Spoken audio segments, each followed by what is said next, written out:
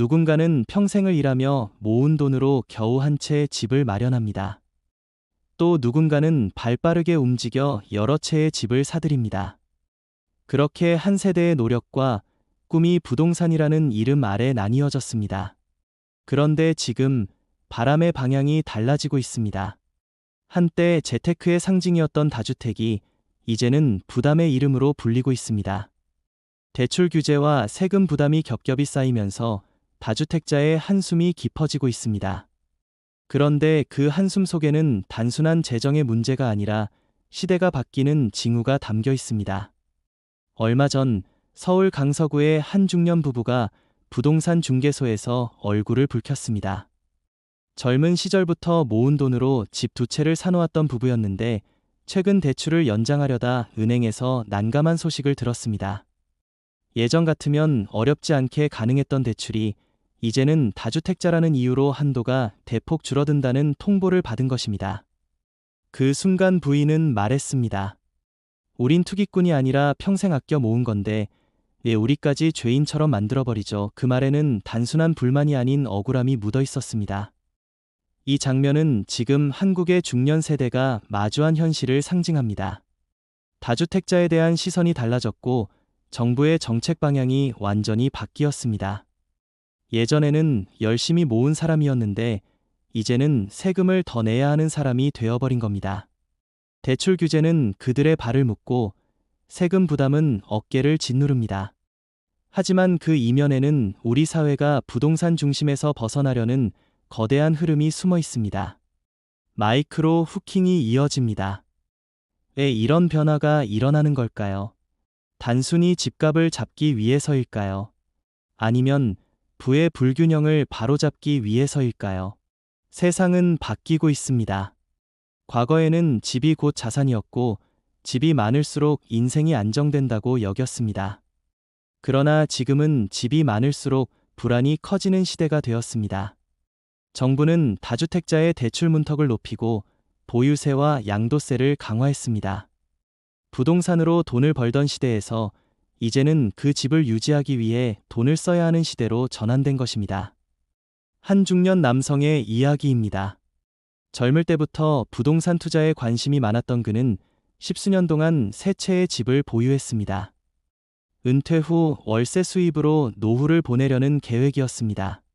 그런데 최근 들어 세금 고지서를 받을 때마다 마음이 무너졌습니다. 한 해 한 해 세금이 오르더니 이제는 월세 수입의 절반 가까이를 세금으로 내야 할 상황이 된 겁니다. 결국 그는 그중 한 채를 팔았습니다. 그런데 팔고 나니 또 다른 벽이 기다리고 있었습니다. 양도세였습니다. 집을 팔아도 남는 게 별로 없는 현실 앞에서 그는 말했습니다. 내가 가진 게 나를 올가매는 줄은 몰랐습니다. 이것이 지금 많은 다주택자들의 심리입니다. 집을 가진 게 축복이 아니라 짐이 되어버린 현실. 세금 때문에 팔자니 손해고 들고 있자니 부담입니다. 이 양면의 갈등 속에서 수많은 중년이 서 있습니다. 이제 갈등이 본격적으로 드러납니다. 누구의 잘못일까요? 시대가 바뀐 걸까요? 아니면 정책이 너무 급하게 돌아선 걸까요? 사실 이 문제의 뿌리는 훨씬 깊습니다. 과거 수십 년 동안 부동산은 한국 사회에서 거의 유일한 자산 증식 수단이었습니다. 은행 이자는 낮고 주식은 불안했습니다. 그러니 사람들은 결국 집을 택했습니다. 열심히 일하고 조금이라도 남으면 대출을 끼고라도 집을 샀습니다. 그게 안전했고 그게 미래를 보장하는 길이었습니다. 그런데 이제 그 믿음이 무너진 겁니다. 정부는 말합니다. 이제는 불평등을 바로잡아야 한다. 하지만 중년 세대는 이렇게 말합니다. 우린 투기를 한 게 아니라 살아남으려 했을 뿐이다. 이 두 목소리가 부딪히며 사회의 균열을 만들어냅니다. 이 대립의 중심에는 공정이라는 단어가 있습니다. 집을 여러 채 가진 사람은 더 많은 세금을 내야 공정하다고 말하는 이들이 있습니다. 그러나 한평생 노력해온 사람의 입장에서는 그것이 억울하게 느껴집니다. 땀 흘려 모은 돈이 투기로 취급받는 느낌. 그리고 그 결과로 돌아오는 건 냉정한 세금 고지서입니다. 이제 내재적 후킹으로 넘어갑니다. 하지만 여기서 한 가지를 짚고 넘어가야 합니다. 이 변화가 단순한 불이익이 아니라 새로운 선택의 신호일 수도 있다는 것입니다. 세상이 바뀌었다면 그에 맞게 나의 자산 전략도 바뀌어야 합니다. 다주택으로 안정된 노후를 기대하던 시대가 끝났다면 이제는 유동성과 유연함이 중요한 시대가 된 것입니다. 어느 은퇴자는 이렇게 말했습니다. 예전엔 부동산이 든든했는데 지금은 오히려 주식보다 불안해요. 세금, 공시가, 규제, 어느 하나 예측이 안 되니까요. 그는 결국 일부 부동산을 처분하고 임대 사업을 접었습니다. 대신 자신이 살 집 한 채만 남기고 그 돈으로 꾸준히 배당이 들어오는 자산으로 옮겼습니다. 그리고 이렇게 말했습니다. 이제야 마음이 편해졌어요. 집이 나를 지키는 게 아니라 내가 집에 묶여 있었던 거예요. 이 이야기는 단순한 재정의 변화가 아닙니다. 사고방식의 전환입니다. 이제는 집보다 삶이 중심이 되는 시대입니다. 중년 이후의 삶에서 진짜 중요한 것은 가치 상승이 아니라 생활의 안정입니다. 아무리 많은 자산을 가졌어도 그 자산이 나를 불안하게 한다면 그것은 축복이 아닙니다. 이제는 현실적으로 선택해야 합니다. 세금과 대출 규제가 점점 강화되는 흐름 속에서 다주택자는 결국 선택의 기로에 서게 됩니다. 유지할 것인가, 정리할 것인가. 그런데 이 선택은 단순히 숫자의 문제가 아니라 마음의 문제입니다. 어떤 사람은 손해를 보더라도 마음의 평화를 택하고 어떤 사람은 끝까지 버텨서 기회를 기다립니다. 어느 쪽이 옳다고 단정할 순 없습니다. 다만 분명한 것은 지금의 방식으로는 더 이상 편하게 살 수 없다는 현실입니다. 인생의 중반을 넘긴 사람에게 가장 큰 자산은 돈이 아니라 마음의 여유입니다. 세금에 쫓기고 대출에 시달리는 삶은 결코 행복할 수 없습니다. 집이 많다고 든든한 것이 아닙니다. 오히려 한 채의 집이라도 그 안에서 마음이 평온하다면 그것이 진짜 부자입니다. 다음 편에서는 이러한 다주택자 규제의 변화 속에서 어떤 방향으로 자산을 재편해야 하는지, 그리고 중년 이후에 실질적인 안정감을 가져다 줄 새로운 재테크의 흐름에 대해 말씀드리겠습니다. 그것은 단순히 돈의 문제가 아니라 남은 인생을 어떻게 살아갈 것인가에 대한 이야기이기도 합니다. 오늘의 이야기가 조금이라도 마음에 울림이 있었다면 잠시 생각해 보시길 바랍니다. 나는 지금 집을 소유하고 있는가? 아니면 집에 소유당하고 있는가? 이제 이야기를 조금 더 깊이 들여다보겠습니다. 다주택자 규제와 세금 부담의 문제는 단순히 정책의 변화가 아니라 우리 세대의 부동산 인생사가 바뀌고 있다는 신호입니다. 중년 이후의 삶에서 집은 단순한 자산이 아니라 인생의 상징이었습니다. 젊을 때는 직장과 자녀 교육을 위해 집을 샀고 중년에는 노후를 위해 또 한 채를 준비했습니다. 그때는 모두가 그게 현명한 선택이라 믿었습니다. 하지만 지금은 상황이 완전히 뒤집혔습니다. 정부의 정책이 달라졌고 은행의 기준이 바뀌었으며 시장의 흐름이 예전과 같지 않습니다. 집을 많이 가진 것이 자랑이 아니라 불안의 원인이 되어버린 시대. 이 변화를 받아들이는 일은 생각보다 훨씬 어렵습니다. 얼마 전 한 중년 남성이 이런 말을 했습니다. 젊을 땐 집이 내 노후를 지켜줄 줄 알았는데 이젠 그 집 때문에 잠이 안 옵니다. 그는 50대 후반의 회사원으로 퇴직을 앞두고 있습니다. 집 두 채 중 한 채는 본인이 살고 다른 한 채는 전세를 주고 있습니다. 그러나 최근 전세값이 떨어지고 보유세가 오르면서 계산기를 두드릴 때마다 마음이 무거워집니다. 팔자니 양도세가 너무 크고 들고 있자니 세금이 부담됩니다. 이중에 더대 걸린 셈입니다.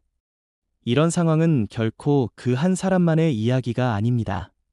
서울과 수도권 곳곳에서 수많은 중년 세대가 같은 고민을 안고 살아갑니다. 이런 현실 속에서 중요한 건 판단의 전환입니다. 세상이 바뀌었는데 내 사고방식이 과거에 머물러 있다면 그만큼 위험해집니다. 과거에는 집값이 오르면 그만큼 부자가 되었지만 지금은 세금과 이자율이 그 상승, 살다 보면 어느 순간 내가 가진 게 나를 올가매는 것 같다는 느낌을 받을 때가 있습니다. 젊을 때는 더 많이 가지려고 애썼습니다. 부동산도, 예금도, 주식도 남들보다 조금 더 가져야 안심이 됐습니다. 하지만 중년에 이르면 그 욕심이 오히려 짐이 되곤 합니다. 지금 다주택자들이 느끼는 무게가 바로 그것입니다. 정부는 세금을 높이고 대출을 묶으며 투기의 바람을 잠재우려 합니다. 그러나 그 안에는 단순한 경제정책을 넘어선 세대 간의 대화가 숨어 있습니다. 예전엔 부동산이 곧 성공의 상징이었지만 지금은 사회적 불균형의 원인으로 지목됩니다. 사람들은 이렇게 말합니다. 집 한 채로는 안 된다. 두세 채는 있어야 노후가 든든하다. 그러나 이제 그 말은 더 이상 진리가 아닙니다.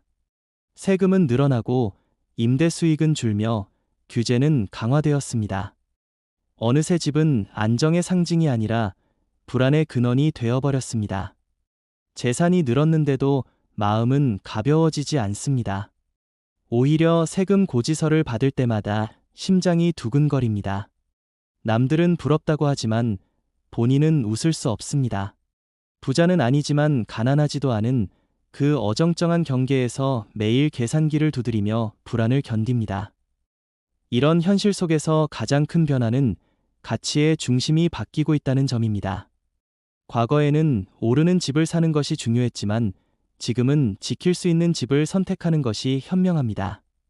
금리가 오르고 정책이 바뀌며 시장이 불안정해질수록 결국 살아남는 사람은 욕심을 줄인 사람입니다. 중년 이후의 부동산은 더 이상 욕망의 대상이 아니라 삶을 담는 그릇이 되어야 합니다. 집은 편안해야 합니다. 집이 나를 불안하게 한다면 그건 이미 내 집이 아닙니다. 한 은퇴자가 있었습니다. 그는 젊은 시절 열심히 일해 세 채의 집을 마련했습니다. 하나는 본인이 살고 나머지는 전세로 돌렸습니다. 그러나 정부의 규제가 바뀌면서 보유세가 급등했고 대출 이자도 치솟았습니다. 전세 세입자는 나가겠다고 했고 새로 구하기는 쉽지 않았습니다. 그제서야 그는 깨달았습니다. 집이 나를 지켜주는 게 아니라 내가 집을 지켜주고 있구나. 결국 그는 한 채를 팔고 나머지 한 채는 월세로 전환했습니다. 그리고 이렇게 말했습니다. 이제야 숨이 좀 쉬어집니다. 돈은 줄었지만 마음은 오히려 부자가 되었다는 그의 말이 긴 여운을 남깁니다.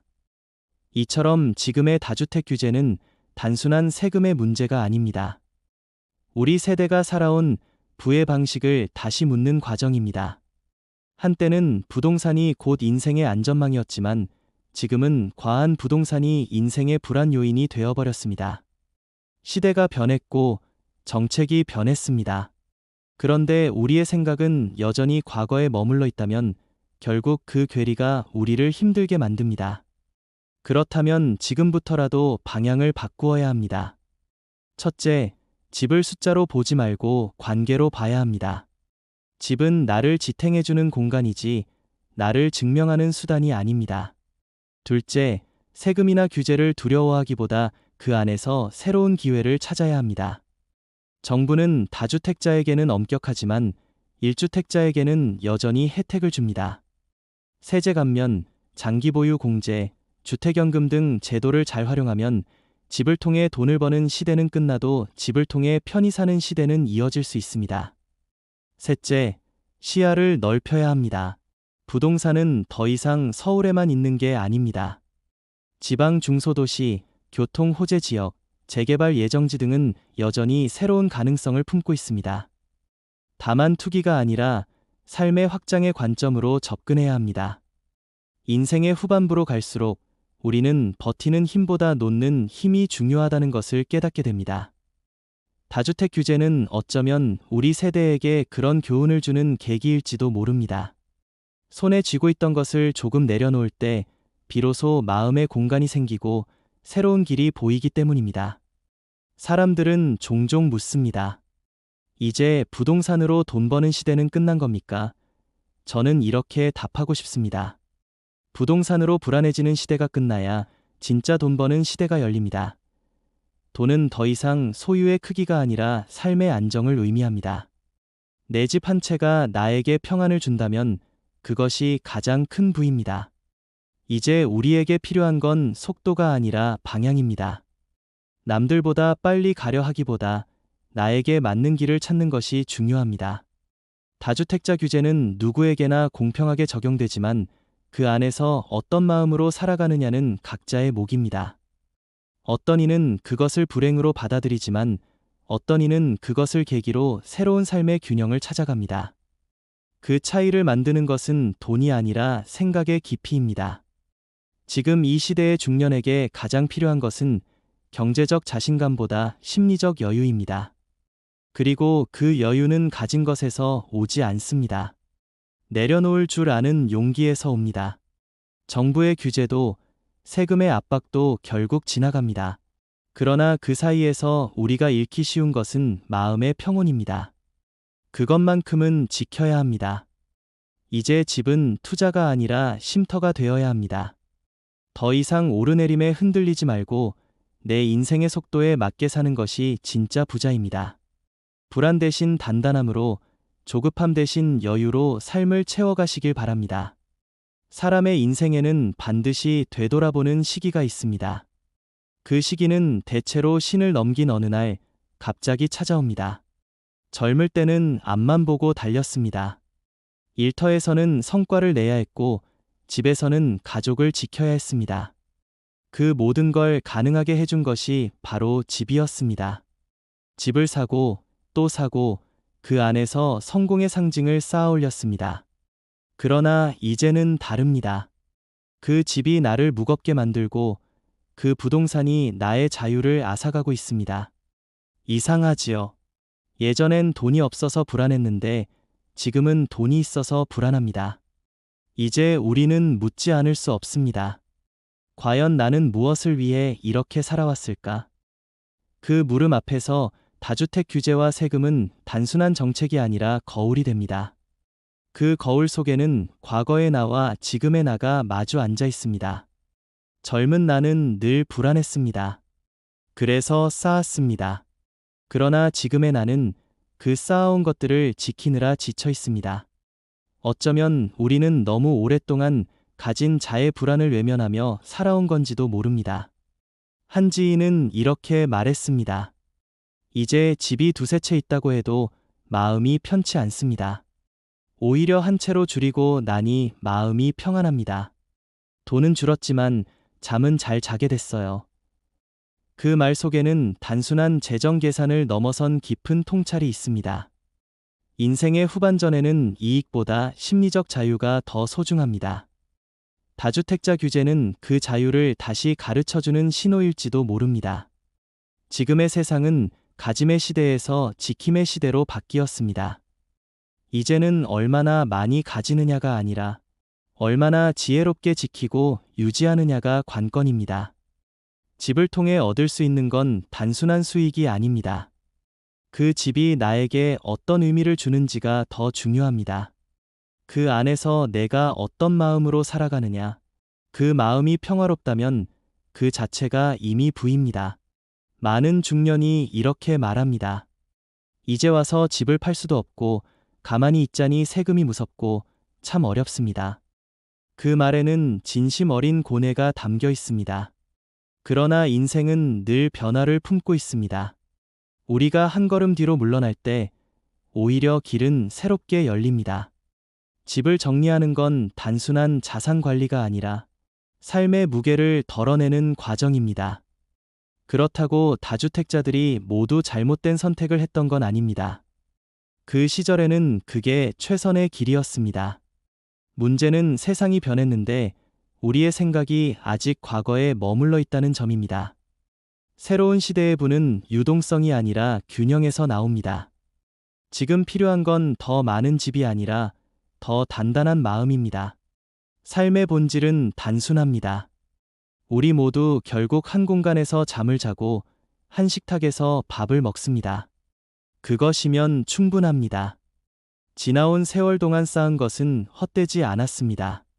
다만 이제는 그것을 조금씩 내려놓을 때가 된 것입니다. 그 내려놓음 속에서 진짜 자유가 피어나